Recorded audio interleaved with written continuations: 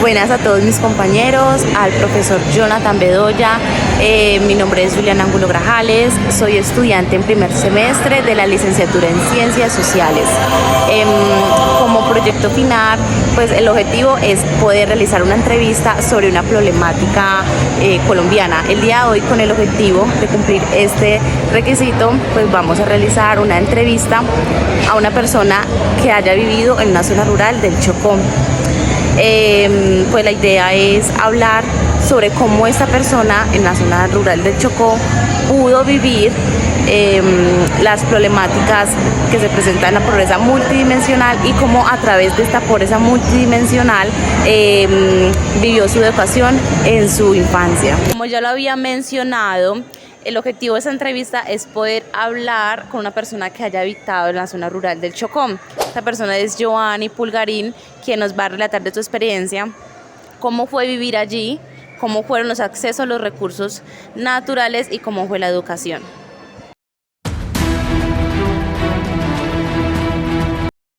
Buenas noches, señor Pulgarín.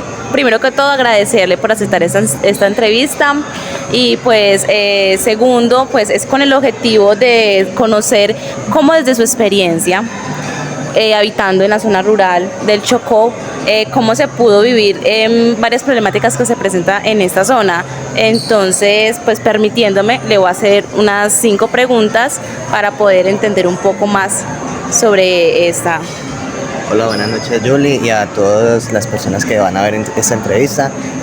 Como ya lo mencionaste antes, yo soy una persona que vivió en el Chocó y nació y vivió en el Chocó aproximadamente 20 años, entonces pues desde mi punto de vista tengo ciertas expectativas y ciertos comentarios que hacer respecto a la forma de vida y a la economía y a ciertas partes sociales y culturales del municipio, del departamento. Perdón. Perfecto, muchísimas gracias. Bueno, primera pregunta.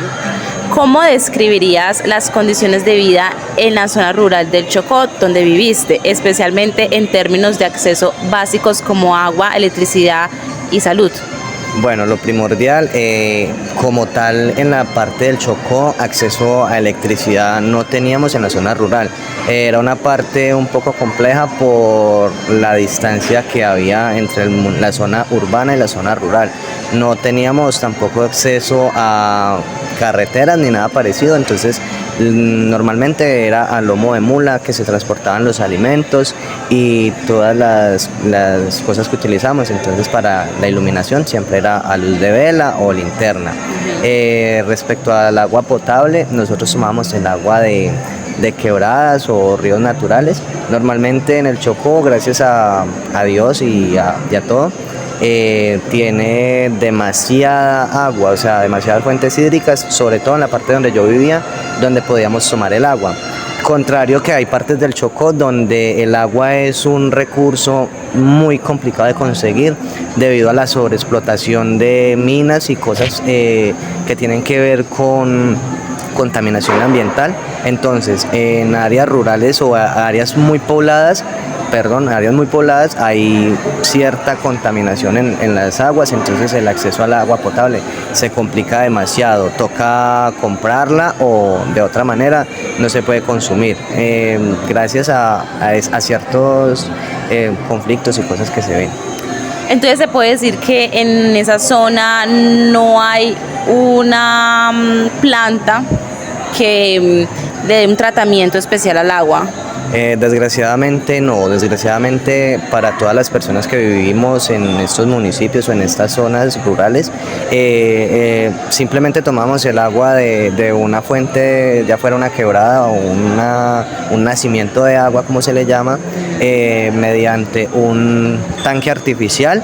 Se bombeaba el agua por gravedad a nuestras viviendas, pero no había como tal una planta de tratamiento o algo que filtrara como tal impurezas o bacterias, enfermedades que pudieran llegar a las personas por medio de las fuentes hídricas.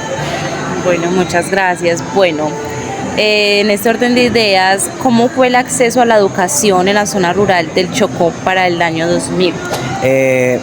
el acceso a la educación es un poco complejo porque los docentes en ese entonces se tenían que transportar ya fuera en mula o bueno, en bestias, caballos o caminando a las zonas rurales. No tenían ni vivienda en las mismas instituciones donde ellas prestaban como tal el servicio, donde eran los docentes. Ellos simplemente caminaban 1 hora, 2, 3 horas, 2 horas de camino para llegar a darnos clases en las escuelitas, que eran escuelitas básicas, que nos enseñaban mediante cartillas. No sé si alguno las conozca, son cartillas de grado, o sea, simplemente una cartilla para grado segundo, una cartilla para grado tercero, así sucesivamente enseñaban hasta grado quinto de primaria.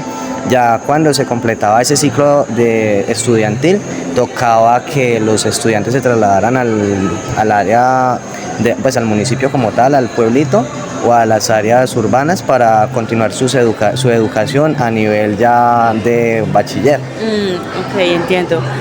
Bueno, entonces a base de lo que usted me está comentando, ¿cómo puede usted evaluar la calidad educativa en el departamento de Chocó? Y, por ejemplo, ¿ustedes les ofrecían un acceso a recursos bibliográficos, materiales educativos, un refrigerio? Bueno, primero que todo, hablemos un poco ya de lo que era en el municipio como tal, en el pueblo, ya en la parte del bachillerato. Nosotros teníamos sí un acceso a alimentación en los horarios del recreo. Teníamos alimentos normales como prepararía una madre en casa, digámoslo así. Unas señoras preparaban la comida y nos la servían a los estudiantes, y era una muy buena alimentación para mi concepto. En cuanto a los materiales que nos brindaban, teníamos biblioteca, teníamos sala de sistemas, ya teníamos sala de mecanografía porque teníamos máquinas para escribir, un poco atrasado a la época, pero pues funcionaba. Un poco antiguos, pero funcionan. Eso, correcto, Julie. Pero también teníamos computadores pues muy buenos y teníamos una muy buena sala de sistema que, para tener en cuenta, era un avance ya a la parte tecnológica, que hoy en día ya es algo que tenemos en nuestra vida cotidiana. Y mediante también ese mismo orden de ideas, los docentes tenían una buena calidad de enseñanza, o sea, eran muy buenos docentes, porque yo lo pude notar cuando me trasladé a otros colegios donde yo sentía que sabía más que algunos de mis compañeros, a pesar de yo venir de una zona quizás más retirada de lo normal. Ok, muchas gracias. Por ejemplo, ¿usted conoce iniciativas de programas gubernamentales que buscan mejorar la calidad educativa de la zona de Chocó? Sí, Julie, mira que en la época que yo estaba estudiando, por ejemplo, habían actividades, por ejemplo, llevaban el SENA, por ejemplo, iba muchas veces y hacía cursos para los estudiantes en el colegio, pero no eran los cursos típicos que vemos hoy en día, no. El SENA iba y mandaba a un docente para que se metía al campo y nos enseñaba desde sembrar una planta hasta cómo hacerla florecer, lo mismo criar animales. Era más esa parte educativa, desde el hecho de enseñarnos cómo se hacían las cosas y cómo se desarrollaban lo que hacíamos. También habían, por decirlo así, grupos en los cuales nos llevaban y nos enseñaban arte, pintura, dibujo, tallado, construcción de chozas con bambú y diferentes tipos de cosas importantes y que eran muy relevantes para un niño. También existe en el Chocó, quizás nadie lo conozca, pero hay una entidad que se llama